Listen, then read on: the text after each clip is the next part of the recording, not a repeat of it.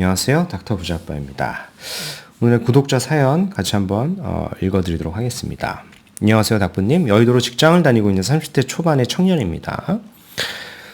지금 오피스텔 월세로 있는데 생활비까지 하면 저축도 많이는 어려운 상황이라 더 늦기 전에 작은 빌라라도 이제 매매를 해보려고 사연을 보내드립니다. 20대 후반에 취업해서 현재까지 저축한 금액은 5천만 원 정도가 있고 주택을 매매하면 회사에서 약 1%대로 사내대출을 5천까지 받을 수 있습니다. 개인적으로 알아보니 여의도와 가까운 영등포, 당산, 노량진은 1.5룸에서 투룸 빌라들도 매매가는 4억이 넘어 예산이 오버되는 상황이라 어느 지역을 봐야 하나 고민입니다. 참고로 연소득은 4천 이하로 높지 않아서 대출을 받는다면 위 1억 외에 최대 2억 이하로만 받아야 할 것 같고 출퇴근 30분 이내 거리면 좋을 것 같습니다. 라고 사연을 주셨습니다.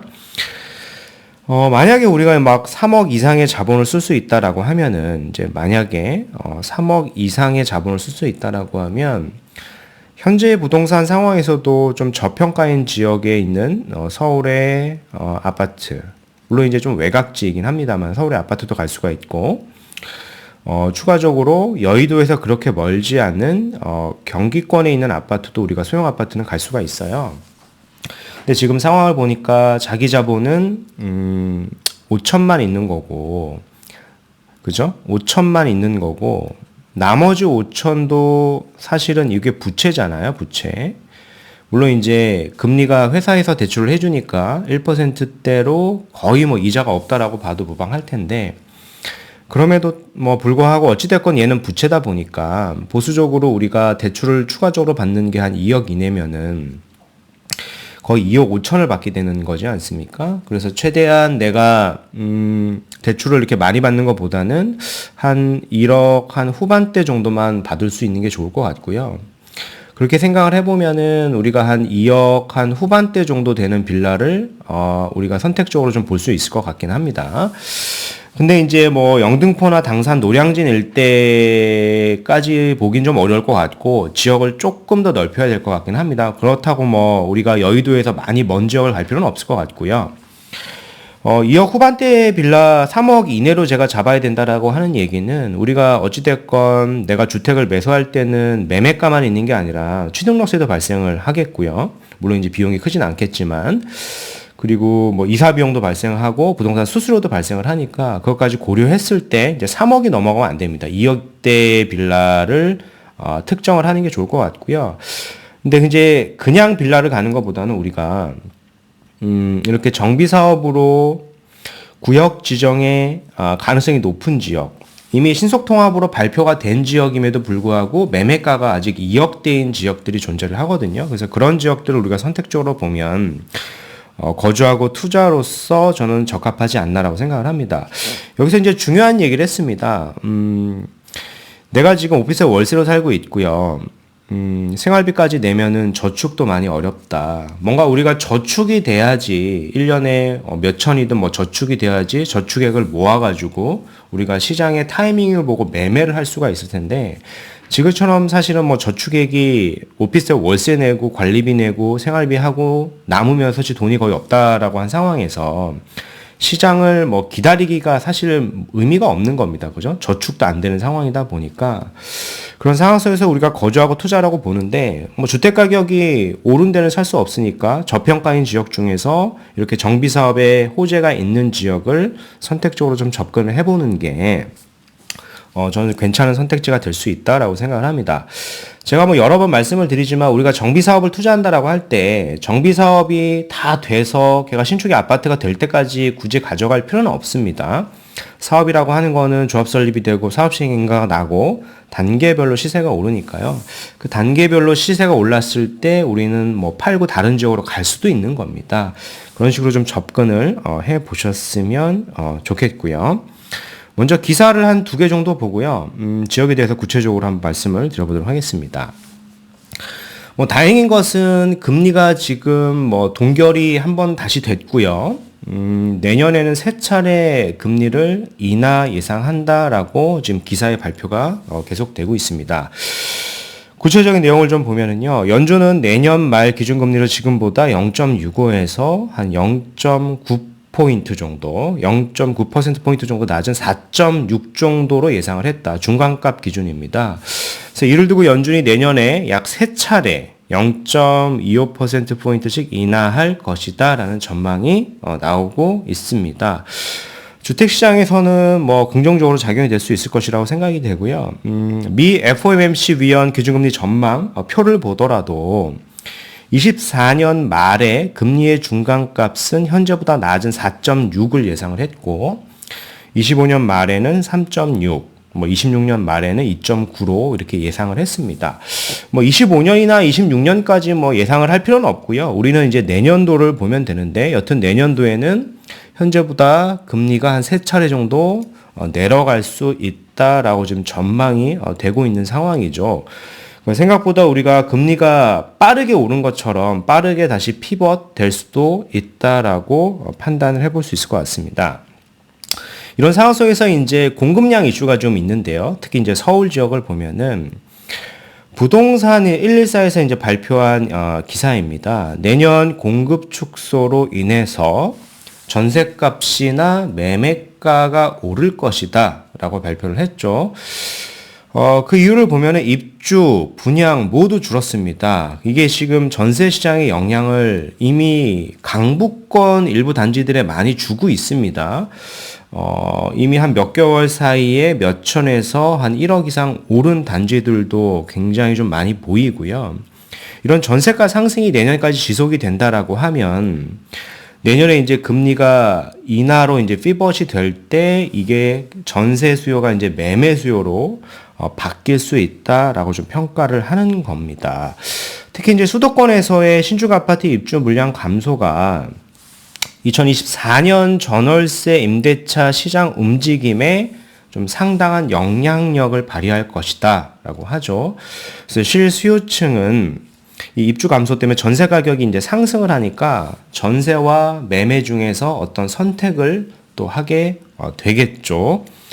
특히 이제 입주 물량 감소가 많이 된 지역은 보면은 서울입니다. 서울이 2023년에 한 32,000호 정도 이렇게 공급이 됐었는데 24년도는 예정인데 한 10,000호입니다. 무려 한 마이너스 21,000호나 감소가 되니까요. 이런 부분들이 전세 시장에 먼저 영향을 줄 것이고 전세가는 이제 매매가에 영향을 줄 수 있다라는 분석입니다. 네. 오늘 이제 구독자분의 직장 위치를 보면은 여의도입니다. 여의도인데 이 상황에서 내가 뭐 이 근처 오피스텔에서 거주를 하시는 것 같습니다. 이제 월세로 거주를 하다가 내가 월세를 매달 내고 관리비를 내고 뭐 생활비도 쓰고 하니까 뭐 남는 이제 저축액이 없는 겁니다. 그래서 뭐 좀 뭔가 저축이 돼야 내가 저축 시드를 가지고 향후에 기회를 봐서 뭐 투자를 할 텐데 그거보다는 지금 시점에 뭔가 이제 매매를 거주하고 투자로 검토하시는 것 같고요. 그래서 보신 지역이 뭐 영등포라던가 뭐 이런 뭐 당산 일대라던가 우리가 뭐 노량진 일대 이런 지역들을 좀 보신 것 같은데 이런 지역들의 일반적인 빌라, 그러니까 재개발 구역이 아닌 그냥 일반 빌라는 물론 한 3억 내외의 빌라들도 존재를 하는데요. 그런 빌라를 저는 추천드리고 싶진 않고 해당 구역 내에서 개발의 가능성이 높거나 이미 구역 지정의 가능성이 내년도 상반기에 예정이 되어 있는 지역들은 이미 매매가가 한 5억이 다 넘어갑니다. 그래서 우리가 좀 예산이 오버가 되니까 제가 좀 서두에 좀 말씀을 드렸지 않습니까? 우리가 지역을 약간만 좀 넓혀보자 라고 제가 말씀을 드렸습니다. 지역을 뭐 넓힌다고 해서 빌라를 경기도권까지 가서 매매를 할 필요는 없고요. 충분히 이게 서울 내에서도 저평가된 지역 중에 이미 정비사업으로 발표가 된 지역을 한 2억대 정도로 매매를 할 수 있는 지역들이 존재를 하거든요. 일단 첫 번째 지역을 좀 말씀드릴 곳은 요 신월동 지역인데 이 신월동 같은 경우에 보면은 여기도 한 작은 빌라가 한 2억대 초반부터 2억대 후반까지 있습니다. 그래서 이런 빌라를 우리가 매수로 거주하고 투자를 이제 검토를 해도 되긴 하는데 요 지역은 아무래도 내가 5호선을 탄다라고 하더라도 좀 거리가 조금 있고요. 그죠? 역세권은 아닙니다. 그래서 추가적으로 한 가지를 더 말씀을 드리고 싶은 곳은 우리가 여의도니까, 요게 이제 신림선이지 않습니까? 요게 신림선인데, 신림선이 이미 개통이 됐고, 여기 쭉 내려가 보면, 요 신림선, 신림역이 있고, 뭐 서원역이 있고, 서울대 벤처타운역이 있습니다. 그래서 요 지역에도 보면 이미 정비 사업으로 신속 통합 기획으로 정부에서 발표한 지역이 있거든요. 그래서 그런 지역을 또 같이 한번 보셨으면 좋겠고요. 개인적으로 뭐 요 지역은 제가 과거 영상에서 한번 다뤘었습니다. 그래서 그 영상을 좀 찾아서 한번 검토해 보시면 될 것 같고요. 여기는 1구역, 2구역으로 좀 나눠져 있고 한쪽은 이제 공공이고 한쪽은 이제 신속통합이니까 공공보다는 신속통합을 좀 우선해서 보시는 게 좋겠죠. 오늘은 이쪽 신림동 일대 지역의 빌라를 좀 말씀드리고 싶고요. 자, 한번 보면 신림동 하면은 유명한 데가 이제 신림 뉴타운이 있죠. 신림 뉴타운을 보면 여기가 1구역, 뭐 2구역, 이제 3구역 이렇게 있습니다. 그래서 이 주변에도 뭐 4구역 예정지가 있고, 요 위쪽에 제가 말씀드릴 때도 이제 5구역이긴 한데, 요거를 좀 도식화 좀 해본다라고 하면은요, 요런 식으로 좀 도식화를 해볼 수가 있습니다. 뭐 1구역, 뭐 2구역, 뭐 3구역이 있습니다. 뭐 4구역은 예정지이고 5구역은 말 그대로 예정지이긴 한데 이미 신속통합구역으로 이제 구역이 발표가 된 지역입니다. 그래서 아예 일반적인 빌라는 매매를 하지 않는 게 맞고 될 수 있으면 좀 발표가 된 구역 중에서 저평가된 지역을 거주하고 투자로 보기에는 이제 괜찮다라고 말씀을 드리는 거고요. 물론 우리가 이제 가용 자본이 많으면 신림 뉴타운에 뭐 1구역이니 2구역이니 3구역을 가도 됩니다. 근데 이런 지역들은 자기 자본이 막 4억 이상 있어야 되기 때문에 우리가 뭐 5천의 자본, 그 나머지 5천도 회사에서 1% 대출이긴 합니다만 레버리지 않습니까? 그래서 적은 자본을 우리가 접근한다라고 할 때 뭐 남은 구역들은 뭐 4구역, 5구역 등이 있을 텐데 4구역은 사실 어떻게 보면 여기서 좀 거리가 있고요. 더 초기 단계에 있다 보니까 규모가 좀 더 크고 역세권인 지역이 요 서원역 일대에 있는 5구역입니다. 그래서 5구역을 한번 거주하고 투자로서 좀 검토해 보셨으면 좋겠고요. 위치가 신림현대 아파트 바로 위쪽에 있는 지역입니다. 지금은 사실 어떻게 보면은 신림현대 외에는 그럴듯한 아파트가 없지만은 향후에는 뭐 신림 1구역도 있고 뭐 2구역도 있고 뭐 3구역도 있고요. 5구역도 규모가 굉장히 클 겁니다. 면적이 넓지 않습니까? 그래서 주변에 뭐 법원 담지도 있고 뭐 7구역도 있고요. 이런 구역들이 같이 다 개발이 되는 구역이에요. 뭐 나 혼자 이렇게 동떨어져서 개발이 되는 게 아니라 주변에 1구역, 2구역, 3구역에 먼저 들어오겠죠. 특히 뭐 3구역은 이미 일반 분양이 됐고 그다음 2구역, 1구역 순서입니다만은 이런 지역들의 아파트가 신축화가 먼저 돼서 입주를 하면 이쪽 지역들이 많이 개선이 되고요. 지가가 많이 오르다 보니까 내가 가진 뭐 앞으로 뭐 검토를 하게 될 요 5구역에도 영향을 줄 수밖에 없을 겁니다. 그래서 이런 식으로 주변이 같이 좀 개발이 되는 지역을 검토하는 게 맞겠고요. 그리고 투자라고 하면은요.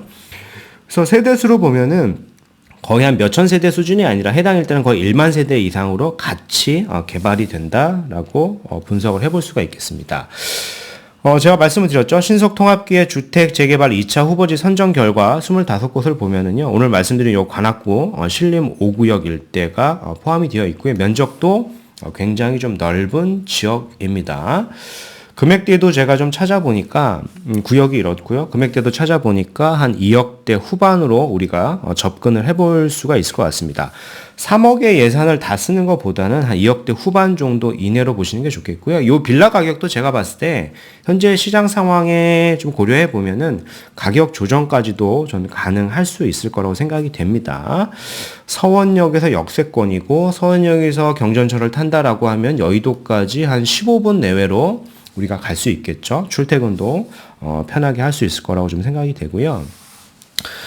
서울대 벤처타운 푸르지오 분양가 이게 이제 신림 뉴타운 3구역입니다. 3구역인데 3구역의 분양가가 33평 기준으로 10억이 넘었고요. 25평이 이제 7억이 넘었었습니다. 입지로 보면 3구역이 여기에 있습니다. 규모도 크지 않은 요 지역이 이제 10억이 넘어간 건데요.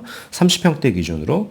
근데 제가 오늘 말씀드리는데 이제 5구역이지 않습니까? 요 5구역. 5구역 같은 경우 입지상 더 좋고 서원역 역세권이다 보니까 향후에 일반 분양을 한다라고 하면은 25평 기준으로도 10억이 넘어갈 수 있는 지역이다라고 저는 분석이 됩니다. 자, 그래서 오늘 말씀드린 내용을 좀 요약을 해보면은 30대 초반의 여의도 직장인이시고요. 연봉은 4천입니다. 오피스텔 월세로 거주 중에 있어요. 그래서 3억 이하의 주택 매매 고민인데 자기 자본은 1억이지만은 요 1억도 5천은 사내 대출이니까 조금 보수적으로 봐야 될 것 같고요. 2억 이하의 담보대출 고려 중이다라고 하셨습니다. 출퇴근 시간을 고려해가지고 30분 이내 거리를 선호하시고요. 제가 추천드리는 방법은 신속 통합기획 재개발로 발표된 구역 중에서 보면은요, 2억 후반인 지역을 보셨으면 좋겠다. 근데 이제 나 혼자, 해당 구역 나 혼자 구역 지정이 된 데도 있는데, 그런 구역보다는요, 주변이 함께 대규모로 개발되는 곳을 우선 하는 게 좋겠고, 그래서 오늘 예시로 들어드린 게 신림선 서원역 역세권에 있는 신림 5구역 내 빌라가 한 2억대 후반 정도 합니다. 시장 상황을 고려했을 때 가격 조정도 가능하니까. 그래서 신림 1구역, 2구역, 3구역도 있죠. 단독으로 개발되는 게 아니라 이런 구역과 더불어서 개발이 됐을 때 향후 한 1만 세대 이상의 신축 대단지 아파트가 될 곳입니다. 현재는 객관적으로 보더라도 빌라 시장이 많이 저평가인 시장이고요. 가격이 거의 올라있지 않습니다. 만약에 지금 주택시장 분위기가 좋았다라고 하면은 이렇게 신속통합으로 발표가 된 지역의 빌라 가격이 이 정도가 아니거든요. 그래서 내년에 이제 금리 인하 시점과 맞춰가지고 빠르게 주택시장이 빠르게 피벗이 될 수도 있다라고 생각을 하다 보니까 거주하고 투자로서 이렇게 소자본으로서 우리가 내 집을 마련해 보시는 걸로 추천을 드리겠고요. 가지고 있으면 장기적으로 봐서는 신축의 아파트가 서울에 될 수 있는 지역이다라고 평가를 해드립니다. 그래서 오늘 말씀드린 내용은 여기까지이고요. 제 영상이 좀 도움이 되셨으면 구독하기, 좋아요, 알림 설정 부탁드리겠습니다. 이상 닥터부자였습니다. 감사합니다.